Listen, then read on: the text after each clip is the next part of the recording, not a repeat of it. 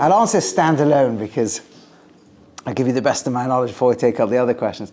I actually went once to Rome, and of course everyone asks the Roman guides this question, especially Jewish guides. I didn't go to the Vatican because of the halachic complications. But, and the guide that we had made a very interesting point. He said, in all probability, they think most things gold would have been recycled. So obviously the big question is the Menorah, because there have been rumors of different rabbanim and different people down ages who might have seen something. And the problem they think is that most of the gold would have been recycled into other temples, and they all burnt down. So there is gold, but because gold can be reused apparently, so they do think it's possible gold's been recycled in there that was in the Beis HaMikdash, but they thought that the idea of kalim being intact, the vessels being intact, was unlikely. I don't know whether that's true or not. It's not impossible that they're kept somewhere in a vault under the Vatican. I would have no way of knowing how to speculate about that. In terms of Kisvei Yad, of actual manuscripts, we know there's loads in the Vatican. You know that because when you look at the front of books that are printed, there's usually, they'll tell you the Sfarim where they've come from, and there's 6 primary places in the world that have most of the material that gets printed. There is the Israel National, whatever it's called, Library, I think, I think it's in the Israel National Library that they have the archives. There's something in Israel anyway where they have a lot of this material. They have 3 places in England, the Bodleian Library in Oxford, the Cairo Geniza is mostly in Cambridge, and then the London Library as well has a significant amount of Kisvei Yad manuscripts, and then the JTS in America. Those 6 places, between them, have most of the material that gets published. So we know the Vatican's got loads of that. But yeah, Kalim, I don't know. That I can't answer, I'm sorry. Yeah. If I knew, I don't know what I'd do actually, but at least, we could start a campaign. Would it be mutter to go in and see that? Yeah, it'd be nothing wrong with seeing Kalim in the Beis HaMikdash. No, but saying, you said halacha. Okay. That raises all that. The bigger questions in the Vatican are going into churches under what parameters can one, can't one, and what we call different parts of the Vatican. I just don't have enough expertise, so I didn't take the risk. There are people who know this, and Anyway, yeah. My question was a little bit related to what we did this morning, but different in the sense that my question is more generally when we speak about, and I'll give 2 examples. When we speak about halacha, or maybe even mitzvah that are commanded specifically to other Jews, for example, returning a lost object, and then that's an example of a mitzvah where you get only obligated by Jews. And then what I meant by this morning is slavery. There's different rules for Jews and non-Jews. Right. Fine. So what's the rationale behind somebody loses an object? If it's a Jew, I'm obligated to do it, to return it. If it's a non-Jew, I'm not obligated. What's the rationale? Good question. And this, I'm going to do it differently. I'm going to answer question by question, and then we'll, So, I think there's the biggest rationale, there's a few pieces to this, of course. The biggest rationale, and there's different opinions in the Rishonim, I should make that clear as well. Medieval commentators have different opinions about this. The 2 basic arguments are that there's a differentiation between your obligation to a fellow citizen or fellow member of Klal Yisrael. You have a moral obligation to people in the world, and you have an extra obligation to what in the times of Torah meant citizens of your country and law-abiding citizens, and you call it the achva, the oneness of Klal Yisrael, whatever you want to call it, in exile. That's principle 1, which I'll elaborate on. And principle number 2 is, what do those people who are, in the case of the Gemara, idol worshippers or non-adherents to Torah, what is their moral standard, and do you have to go higher than theirs? So, taking that second approach first, the question we're just dealing with is the laws that differentiate Jews from non-Jews. So taking that second approach first, the Meiri is the most famous for this. The Gemara discusses a case of when ox damages another ox, and you don't give back, and the Gemara, you don't necessarily have to pay. You have to pay if you damage somebody, Jewish or not Jewish. But if your ox does, you might not be obligated. So the Gemara says because they removed the Noachide law. So this starts to raise a question: what happens to societies that don't remove the Noachide law? And the Meiri and there's machlokas in the Rishonim about this. And the Meiri goes further. He wants to argue that it's not so much even the Noachide law per se; it's law-like behavior. And the Meiri brings proofs from Gemaras and talk about the way that pagan groups were behaving in the days of Chazal. And he therefore wants to say any society which is basically law-abiding, these differentiations wouldn't apply. But let's go with those opinions that there are differentiators. So what you'd say is as follows. Again, first of all, let's talk about where there's no, let's take Hashavas Aveda, returning a lost item. Okay. Let's talk about it in Israel, and let's talk about it outside. A very important rule for anything in Torah, and the Ramban makes this point a few times, is Torah was designed to be the constitutional law for the people of Israel in the land of Israel, for Bnei Israel in Eretz Israel. That's what it was meant to be. It's even questionable to what extent ideally it would apply outside of Israel. Right? The Ramban says, and Rashi actually says in Parshas Yaakov, that we really keep the mitzvahs out of Israel so that we can come back and keep them in Israel. In other words, really they're the law of the land for the Bnei Israel, for the people of Israel in the land of Israel. That's what it's designed to be. God is the sovereign. There's some powers delegated to humans, but they're limited in their power, and this is the fundamental constitutional law. Right now. But the goal is to spread that throughout, right? No, the goal is not spreading. No, the goal is not that the non-Jewish world keeps the Torah. The goal is the non-Jewish world keeps what we might call ethical monotheism, or keeps the Noahide law.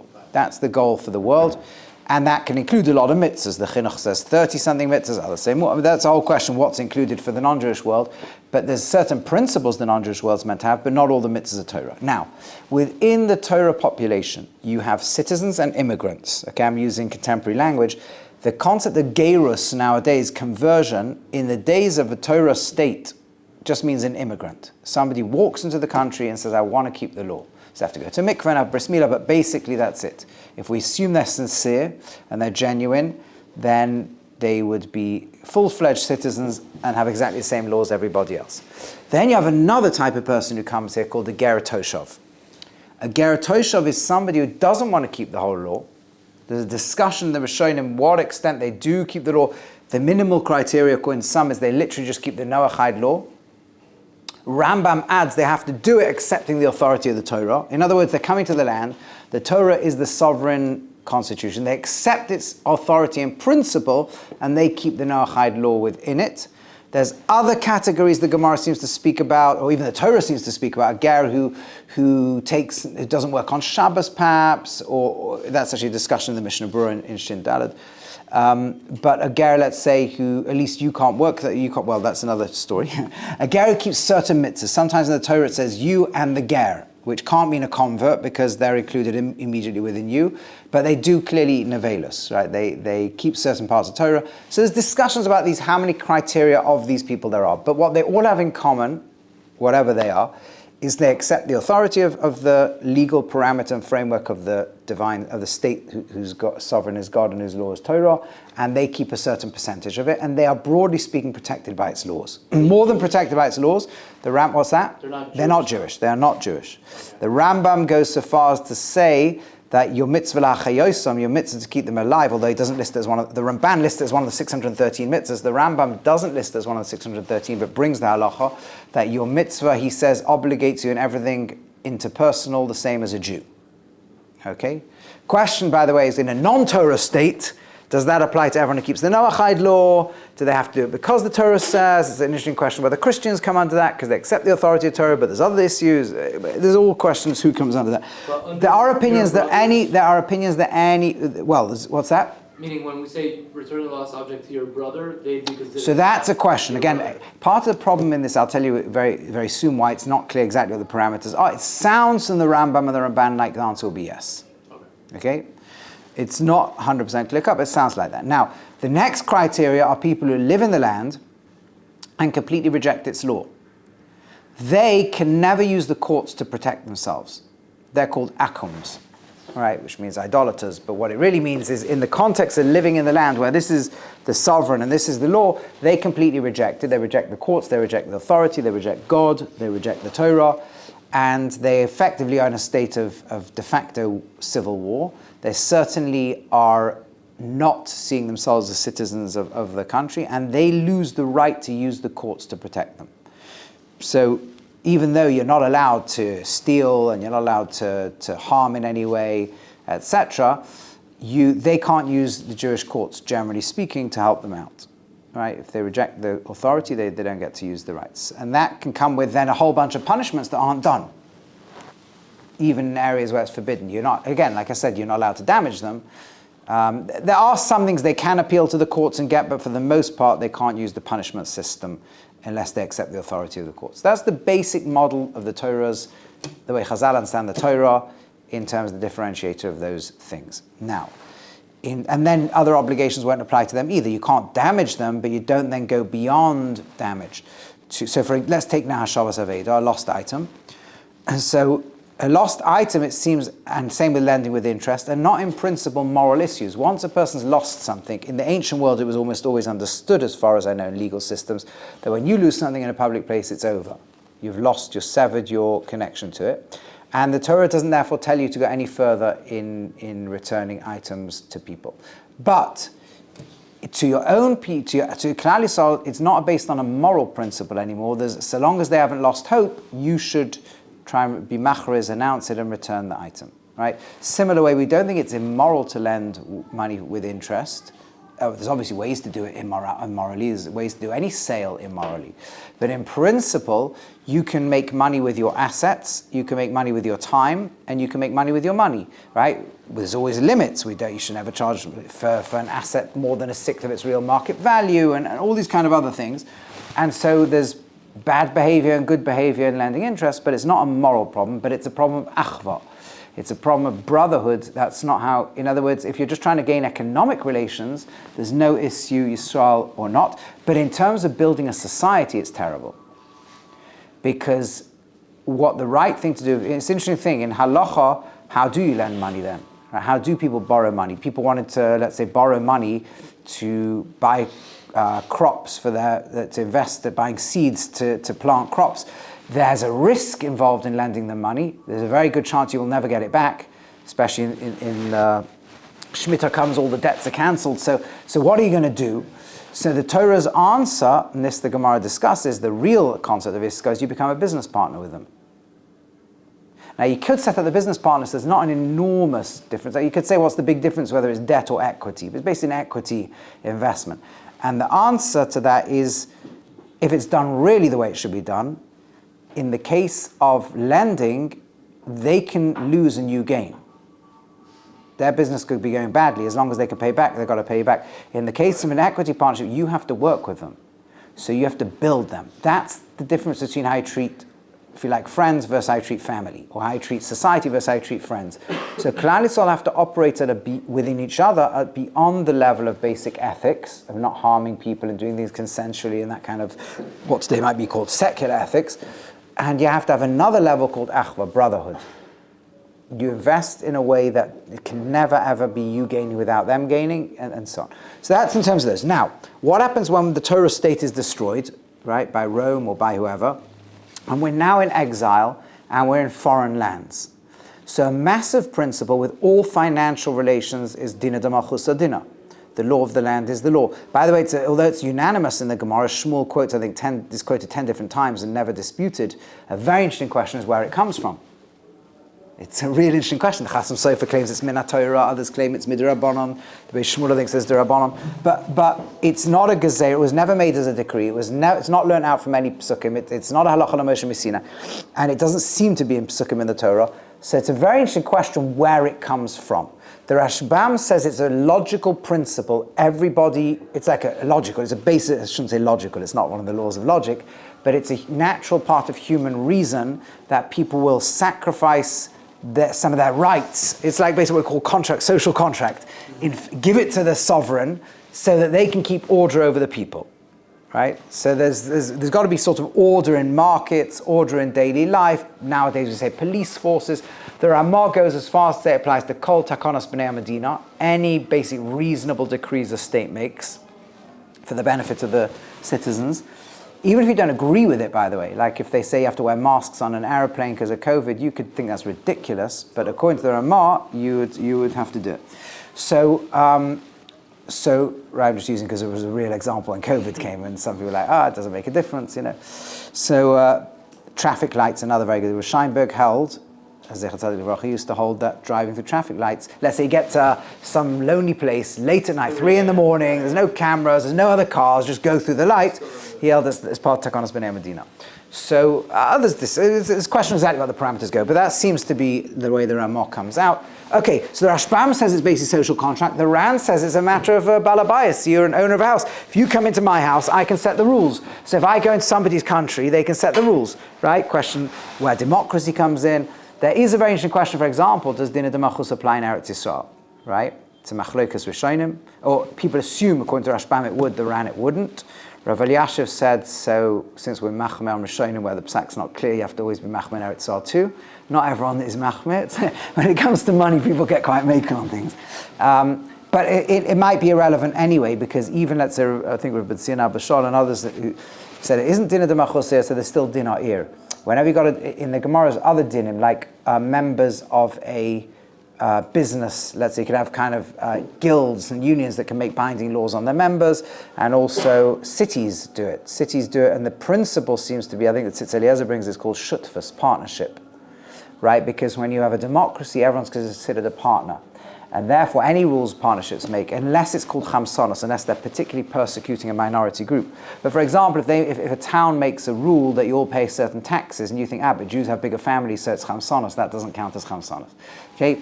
If they specifically said Jews pay a tax for being Jewish, that could be chamsonos. Okay, all these are there. Now, so the first principle when you're outside Israel under non-Jewish authority, and possibly in Israel under secular authority, is that the law of the land will bind economic transactions. Unless it explicitly violates the Torah, that will be the case.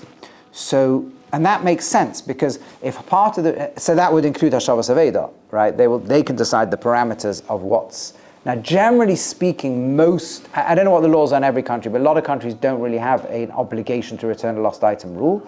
I can imagine there are places where they do if there's ID, but I don't know if it can be enforced. But if they do, then that will become the law. Okay. Also can be an issue of course, a toll sack. If somebody makes a mistake and leaves you with extra money, you're obligated to return. You've got to know what the law of the land is, and you basically go with the law of the land. And then within Jewish people, so if the law of the land insists on returning these, you have to do it. If it doesn't, you don't. When it comes to Klal Yisrael, you've got to behave beyond the law of the land. You've got to behave beyond basic ethics. You've got to treat them like you treat your own family member, basically, which is always going way beyond the letter of the law and morality. That's the basic principles. There are areas of halacha which change in Golus, in exile, and the principles the Gemara will use are things like Darkei Shalom, the ways of peace, Ava, not to create enmity, right? Things like that. In other words, and it makes sense, because if one of the main differentiators was when you were in a Torah state and they're being rebellious anti-citizens, they can't use the court, that doesn't make sense when you're in their land. See, Darkei Shalom is not a trick. It's a principle that we actually learn all over Shas. Sometimes we'll even learn that, say, a lulav can't be a certain type of spread out leaf, because because it's ways of pleasantness and peace. So it's a real halachic principle. If you're in their country, then you have to look at things very differently, and that's part of the principles of peace. When they're in your country and they're rebelling against the law and reject it altogether, then the ways of peace don't include certain things. And when you're out, then the ways of peace do. So the ways of peace are a very big driver of things like that as well. So that's the basic set of principles. So broadly speaking, the main areas you'll see differentiation between Jew and non-Jew will be in three categories: how you treat a citizen, how you treat a resident, and how you treat an outlaw. And what's called a non-Jew in the Gemara is an idolater, specifically. The Rambam actually says every time the halacha uses the word goy, it means an idolater. He says it in Hilchos Machalas Asuros. So referring to idolaters, but most importantly, inside the land, rejecting the Torah law. And the question is how much you apply that into other contexts, and most of the time you don't. Okay, I had two questions. You kind of just merged them at the end, so it works. Okay. Why? So meaning, I'll say both, but you can answer it in one. This sounds like I actually really like this when it comes to returning a lost item. Like you go the extra mile for your brothers, etc. But then when it comes to slavery, like comes a little bit, because there's different halachas. Then, at least in my just intuitions, it gets a little bit worse. But this is the bigger point here. Is why does their behavior change our obligation? Like okay. The Torah, the mitzvahs, from my understanding at least, are acting on not only the welfare of society, but they're acting on ourselves and our character. So when somebody goes and does idolatry instead or whatever, why does that remove my obligation to do these things? No, so very important. I'll start with the second question first and then go back to the servitude question. So in halacha, you're not allowed to do any negative damage to anybody, ever. Jewish, not ever. If they're shooting somebody, you can shoot them, right? But you don't differentiate Jew and non-Jew on that, right? The Medrash is very clear that if, God forbid, a Jew kills a non-Jew, then they get killed in the hands of heaven, right? The damages are you're not allowed to damage, you're not allowed to... The Chazon Ish has a whole lengthy piece on this, going through and showing all damage to Jew or non-Jew is forbidden, right? Theft, we hold, is forbidden d'oraisa in our Torah, right? Biblical prohibition on any theft. We learn the damages laws from theft laws, so all active harm to anybody is forbidden, same for Jew or non-Jew. What's differentiated is their right to use the courts against us, right? And in a Torah state, if somebody's non-Jewish, but they come in and respect the law and keep the Noachide law, they can use courts. If they reject, in principle, they reject the whole authority of the state and the whole authority of its apparatus, and they function that way, in a serious way, then they can't use that apparatus necessarily in all cases. That's the main difference. But in that, so you said two answers to my initial question. You said that you could either say that you go extra towards your brothers, or you go less for like idolaters. Right? Yeah. That right? So no. So one sec. The difference is to do something negative you can't. Never right. negative. Yeah. To do now, your question: what's your positive obligations? Yeah. So your positive obligations are not going to be as strong. There's going to be this basic, maybe let's say, bottom line ethical behavior, and then everything beyond that, your obligation that comes from being a family member, an idolater doesn't come under. A Geratoshav will usually come under, according to the Rambam. So that would be like Hashavas Veda, maybe like not giving interest, right? Those would be interest. That's a question. I'm not sure. I'm not sure if that would apply to Ger. It would necessarily be forbidden to Geratoshav, and I'm not sure. That's maybe my ignorance. But generally speaking, the Rambam's rule is all ben adon chavero. It would be the same. You have a mitzvah lachayosam. You have a mitzvah to actually keep them alive, which means you have to mitzvah to make sure they're financially looked after. You're also meant to give a charity, for example, and healthcare to even idolaters, but that's more for preventing resentment and so on than a positive obligation when they're citizens of your country. But with a Geratoshav, you're obligated straight away by the Torah, directly to do it. Okay.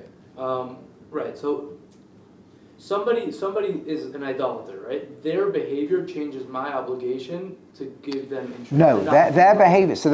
Their behavior changes the state's obligation, not your obligation. I'm allowed to charge them interest, though. You're allowed to charge interest because there's nothing morally wrong with charging interest. Fine. So then, okay. So for Jews, I have to go the extra mile. That makes sense. Yeah. Now you can't be cruel. You can't be cruel to anybody, right. not just humans, animals as well. So if your interest is cruel and excessive, there's a thing called a rasha. Now I never got back to on the obligation of Dina D'Malchusa, because it is important to this. La'anios dati, that means my humble opinion, which I haven't seen inside anywhere else, but I think it's straightforward, is the Chasam Sofer makes sense when he says it's min Torah, and he brings proofs from the Torah, but there's a mission in Pirkei Avos that says anyone who says what's mine is mine and what's yours is mine is called a rasha, an evil person. Anyone who says, everyone wants the law to apply to other people. I don't want you going through red traffic lights. I don't want you stealing my property. I don't want you doing all these various things. So if I want you to be restricted, but I'm not, that's called a rasha. So that's very important. Any time you do business in a way that you want someone to do to you, that's called a rasha. We're not allowed to be a rasha to anybody. Right. Okay. And that's why, that's one of these things the Ramban calls being Menorah b'shus HaTorah. You can be filthy with the permission of Torah. You didn't technically break halacha because there's midas. There's basic principles. So yes, but in theory, is there anything wrong in principle with lending somebody interest? Let's say again, if there's a risk to me lending money, of course you mitigate the risk with interest. There's sharks who manipulate and put in the small print about how the interest compound. That stuff could be erishus, yeah. Okay. So now, just last thing, the slavery point. Yes. We just copy and paste what we just said. We're saying that slavery, as outlined in the Torah for non-Jews, is not immoral. So now we should speak, because there's a camera here that didn't hear our discussion this morning. Yeah. We had a session this morning, and for those in the room who weren't in this morning, where we discussed issues in Torah that seem to conflict with our ethics. And one of the questions came up was avodim is slavery. Actually, some of you guys, we discussed this with, I think, last year, but some others maybe not. So let me just repeat some points that I made then, and then we'll come on to this precise question. So one point I made very strongly is Torah speaks to every situation in all of time, in all of history. Okay? And often we're in a period of time where certain societal structures are not necessary and could even be quite cruel. But in other times in history, they'd be more necessary and not be cruel. Okay? An example I gave is eating animals. You could debate right now if there's an ethical imperative to try to be more vegetarian. You couldn't debate that 200 years ago. You couldn't debate that in Africa right now. Right? People have to eat. Eating animals is an imperative. But in 20 years' time, or maybe a lot less, nobody's going to be killing animals. And the reason will be, or at least not for food, and the reason will be because we'll have lab-produced meat that is as nutritious and it's as affordable and it tastes as good or better than current meat. And at that point, now, why wouldn't you just let the laboratory produce it or your 3D printer print it? Why on earth would you kill an animal? And we won't do it. And then you can imagine grandchildren turning around saying to us, how did you do it? Or how did the Torah ever allow such things, right? And the answer is because the Torah is talking across all of history and all of time, every single situation, right? Till we get back into the Garden of Eden, we're never going to be an ideal. So you have to know how to deal with serve Hashem in the holiest, best way in this ideal situation, this non-ideal situation. And some situations are like that. So, and I gave a few examples this morning, and servitude is one of them. Again, the word slavery is a very powerful word because we think of the 19th century abuse of black people in America, right?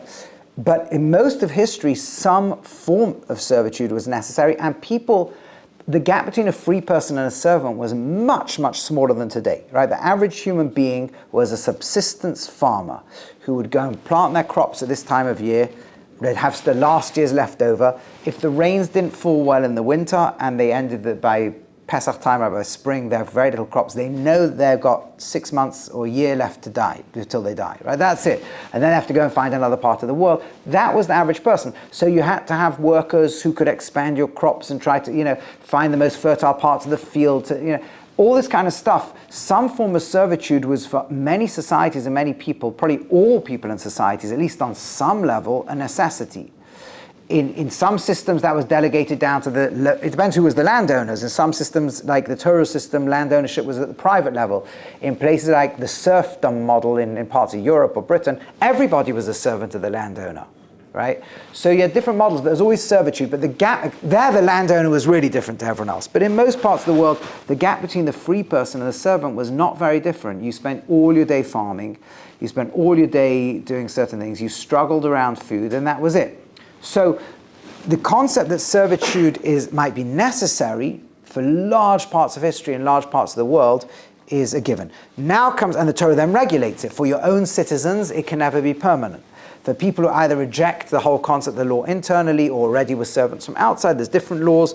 But even then, the Rambam is very clear on how the Torah expects you to treat them. The way we describe it with the English word slave, it would be forbidden. And more than that, the Rambam then goes further and talks about what the rabbis really want you to do, how they see the spirit of the Torah with treating as servants. And essentially, they're there to work for you, but you have to treat them at least as well as a family member, right? They have to get fed before you. If there's only one bed, they have to sleep on it. All these kind of principles, very, very different to how slaves were treated. So that's now. Now comes along the Industrial Revolution, and now come machines. And now there's absolutely no reason for anybody to own another human being. And free people are like kings. A free person today is really free. They can travel the world. They can read what they want. They don't need to be farmers. They can sit on the welfare state all day if they really wanted to. Right? We are enormously free. The only reason somebody want to own another human being is cruel exploitation to move out, nothing to do with subsistence, but to become super wealthy or something by manipulating and destroying other people. That would be wrong on midas grounds. Forget halachic grounds, and forget Dina D'Malchusa and all the other things. There's a straight out reason that would be completely wrong. So once you've got machines to do the work for you, you don't need a cook. You don't go farming. The machine does the farm. In fact, you don't even farm anymore. A tiny fraction of the world farms. They use machines. They feed billions of people. It doesn't matter how great the world's population goes. All predictions of running out of food disappear because machines are doing it. And soon machines will do more and more and more and more and more. So now the whole issue of human ownership changes. Now, there is even then a difference on our obligation. Even where you needed servitude to your own brother, you can never make a permanent state of that ever. Forget they go out because you mistreated them or something like that. They just have to go free every few years, no matter what, right? So that there is, even then, there'd be a difference built in. Okay, what other questions do we have? Connected to that? It could be completely unconnected to that. The Torah doesn't there's no chayav galus for somebody who kills a Torah. That's true. That's true. And the question is, yeah, there are differences in halacha. Yeah. How did Chazal decide which books get to be in Tanach? And then, as a second part to that question, are there books that sort of didn't make the cut that are still around today that we have access to? Yeah, but I don't know. Did you want me to say more about that? You have more to say then. I don't know. I've got a lot more to say. You're right. A killing with shogeg doesn't get that. But and you see. I mean, there are some who want to take the extreme of it. Say that means that the Goel Adam can kill them, and it's but. Yeah. Okay. So which books got into Tanach? It's a very good question, and it's a very good question when they got into Tanakh. Our canonized version of Tanakh is the Anshe Knesset Gedola, the men of the Great Assembly, at the beginning of the Second Temple period, right? It's almost for sure that books would have been part of the religious canon long before that, right? No doubt Sefer Yeshua, Shmuel, Shoftim Shmuel, Yeshaya would have been around before. Yirmiyahu, exactly when it's finally put together, probably Sefer Yirmiyahu. Yechezkel had to come back from Goddess with us. So certain Svarim only came back to us from the Goddess, from the exile. And so it was at some point at the beginning of the Second Temple that it became put together. Exactly what the process was, exactly how late in the process. There's still debates around some of the books of Tanakh till reasonably late in the days of Chazal. But Chazal, certainly by those times, it was completely fixed. Whether Koheles would be in, whether Yechezkel would be in, it was fixed. Then they also made a decision which books cannot be read in a shul, in a Bet Knesset, right? So even if they might be interesting history, now what was their criteria? So you see from the acceptance and rejection of things like Koheles what the criteria was. The criteria, they nearly rejected Koheles because they felt it was contradictory, but they resolved it even before they resolved the contradictions, because they said it begins with Torah and ends with Torah, meaning we don't need to resolve the contradictions. As long as we know that there's a Torah attitude running all the way through, a respect for God and His Torah. The fear with Koheles was that Shlomo Melech had started in a very dark place and perhaps didn't have the right attitudes to begin with and developed them correctly at the end, in which case it could be an important work, but it wouldn't be Tanakh. Tanakh has to have a godly philosophy from beginning to end. Any book they felt didn't fulfill that criteria wouldn't be in there, right? So that's one basic criteria, and presumably there was other criteria that would help the relationship between man and God. Okay, so there were other books. Chazal quote Ben Sira in the Gemara. So, for example, there's a prohibition on being koira sfarim chitzonim, right, which often gets translated as reading external books, right? I remember Moshe Shapiro said it to me. I thought it was not to me to rumor people talking. I thought it was a chiddush, and then later I saw it's not such a chiddush. I thought it was his chiddush. Korah meant to read it in public, like from the bima, or read out on a Shabbos afternoon sometimes. And Svarim Chitzonim meant the books they told have to be outside the Beis Knesset. They weren't necessarily all banned. Then there's a question: which books should we be reading or not reading anyway? That comes up in Shulchan Aruch and Hilchos Shabbos. Right, in the two Siman of Minzah Heftzach Dabridava, Shin Vav and Shin Zayin discusses, generally speaking, what secular literature is good to learn, what you can even read on Shabbos, what's okay to do, and what you shouldn't do. Right? Those are the criteria for secular knowledge. But therefore, like books like, let's say later on Josephus, so it was never really a criteria to make it into. It wasn't because it was too late. But Ben Sira, Maccabees, all those sorts of things, they're not included if they don't meet the criteria Chazal have of being part of our relationship between man and God. And obviously, if they're prophetic, they can be in there. Prophetic works generally made their way in there. But although not every Navi made their way in, there's dozens of Naviim not in there. Right? How do they decide which Shreyas are good to be in? So it's a good question. So the question is really what was not included. did they ever have books of Nevi'im that didn't make it in? And the answer may well be that Hashem didn't tell most Nevi'im to write their Nevuahs down. Yeshayahu was told, Yirmiyahu was told, and so on. They were told to write it down, so they wrote it down, because those would be relevant to future generations. Whereas not every Navi's message was relevant to future generations. But once it comes to Kesuvim, to things like Tehillim and Mishlei and all that kind of material, they needed to understand this is part of our relationship with Hashem, and anything that's not, even if it might be interesting information or even useful information, or even things you can learn or should even learn, or there's at least a benefit, I should say, to learning, they're not part of the canon of what's taught in the base Knesset, in the base of Medrash, and therefore it's part of our relationship with Hashem. So it's not just that it has Torah values, it's also that it's applicable to our generation to that. Yeah, that would have been the case in the Nevi'im, which got written down. Right. What is Ben Sira? I've never heard of it. The Gemara quotes it, so it's one of what's called, you see them, they're called the apocryphal books, right? Some of them were in the Dead Sea Scrolls, some of them are Christians incorporated into their Bible, some of these works. This was a very popular one that's around, that's got lots of nice sayings and wisdom ideas and so on. There's a lot of genres of literature like Mishlei that's not in Tanach. Right. Okay, what else is on our... Regarding making drushes in the Gemara, what came first? They decided we're going to make drushes based off of the things that are included in Tanakh, or they decided we're going to make drushes based on all these things, and therefore it's included in Tanakh? So halachic drushes can only be in the Torah. No, but let's say they'll bring a riot from Pasuk in Taylor. Right, so the question is always, what do we do? How can we bring proofs from anything in Tanakh? And there's always two options. Either it's rabbinic law, in other words, Ezra made certain decrees of Shabbos, let's say, or whatever it is, or we're seeing from their evidence that it was done earlier. In principle, in theory, you could pick up a Josephus and see evidence of how people behaved as well. The difference is that we don't know. We know these are reliable because Chazal checked them before they put in Tanakh, so there's no doubt about any reliability in terms of that, whereas we can always question reliability of an external source.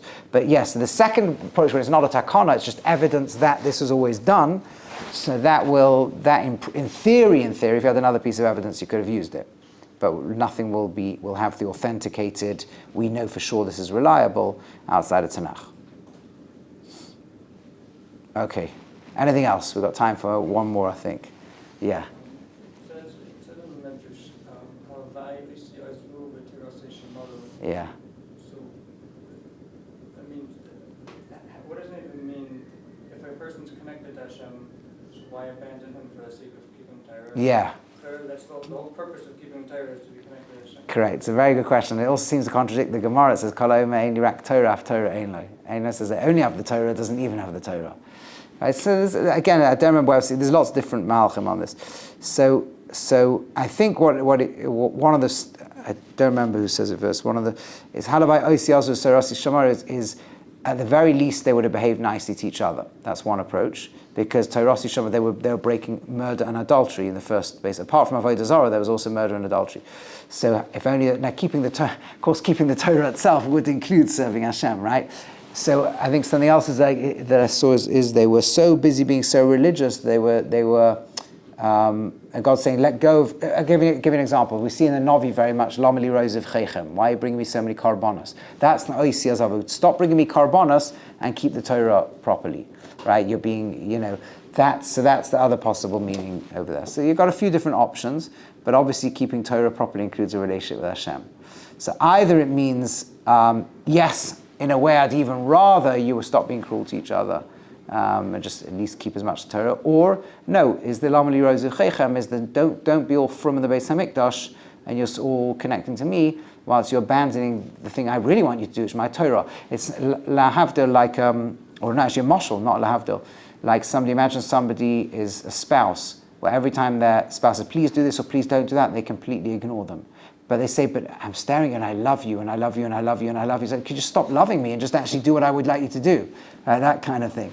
So that's I see. But yeah, Torah says I only have the Torah, but that they don't have Torah means I keep all the religion, but I don't have a relationship with God. That's not even Torah. So how do you put those two together? The answer is the Torah is the will of God. The Torah is the will of God. And God's saying, let go of me, just keep my will. right? Be avodim instead of whatever else you want to be, but do it. And vice versa. If you say, I don't have you, I'm not calling it your will, I'm just calling it a ritual that I strictly adhere to, or a law or legal system that I stick to rigidly, that's also nothing. And together the two Chazals tell you that the ikka in every relationship is to do the will of the other person, but it has to be because it's the will of the other person. It's Torah l'shem Torah, which doesn't mean a mechanical book for the sake of a mechanical book. It means the Ratzon Hashem for the sake of the Ratzon Hashem, the will of God for the sake of the will of God. That's what Torah l'shem Torah means.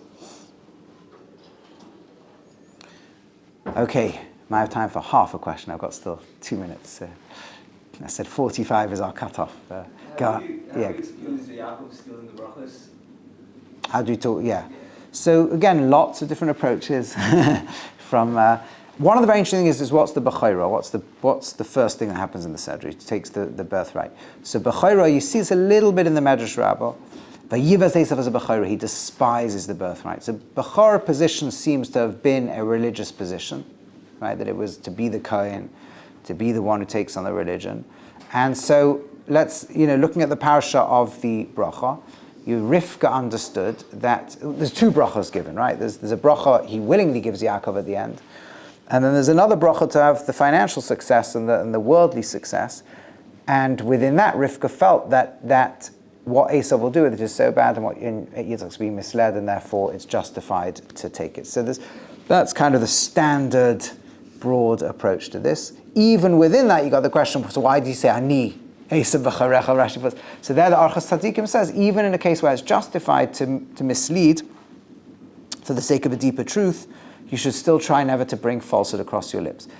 There are other things one can say as well, and are said, the Zohar. Can you say that in Nida connected Nida is why the brothers deceived Yaakov with Yosef? So you should know there's a whole discussion running through Rishonim. Was it right? Was it? I mean, there's a Das Zakein in Balei HaTosfos, I think, says in Parashas Vayishlach, Yaakov returns the bracha, means everything he's giving back from Lavan is the bracha that he took from him. He keeps the second bracha, but he gives back the first. Yeah. But there's another very deep point which I think can be brought out here, and maybe we'll bring out more in the Parashas Shir this week or Parashas Vayishlach. But there's next week's Sedra when Yaakov meets Lavan, when he meets Rachel, he tells her that he's Lavan's brother. And Rashi brings that in Navar Titapar, Makesh Titapal, right? The pasuk that says, "With the straightforward, be straightforward; with the crook, be crooked." And Rashi says, "Achiv anochi baramos." It's a medrash. I'm his brother I'm his equal in in being treacherous and crooked. Meaning Rachel saying, "We'll never get married because my father's the greatest crook around." And she says, "Don't worry." He says, "Don't worry, I can match him." And the problem is this week's Sedra when Yaakov's called an Ish Tam, a simple guy. Rashi says. I think there's two different texts about it, but not malumad baramos or not whatever. Doesn't do ramos. He doesn't know crookedness. So you could say Rashi quotes potentially contradicting midrashim, but Rashi usually is running through. So what happens? A man who doesn't know how to do anything crooked can match Lavan, right? And so one very powerful approach in Navar Tabar is that no, what Yaakov always does, and this the other question is conceptual, which is.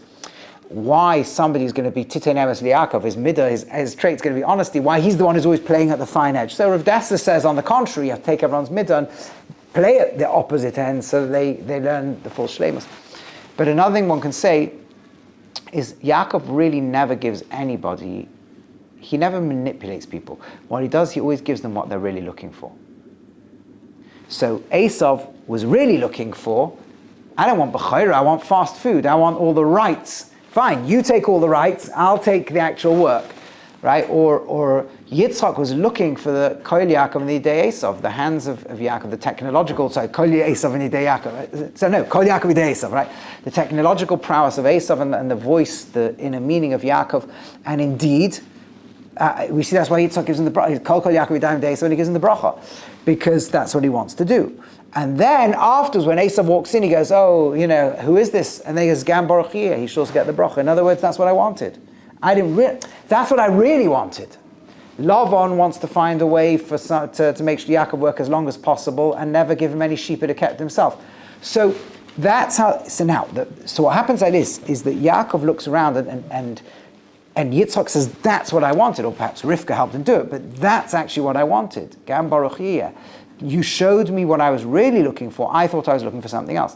The Rishayim, all the evil people, will turn around in retrospect and realize they wanted the wrong thing. The tzaddikim will turn around and say, he gave me exactly what I wanted. And that is, so those are some important aspects of that. There's Hashem, maybe we'll talk a little more in the Parasha Shield.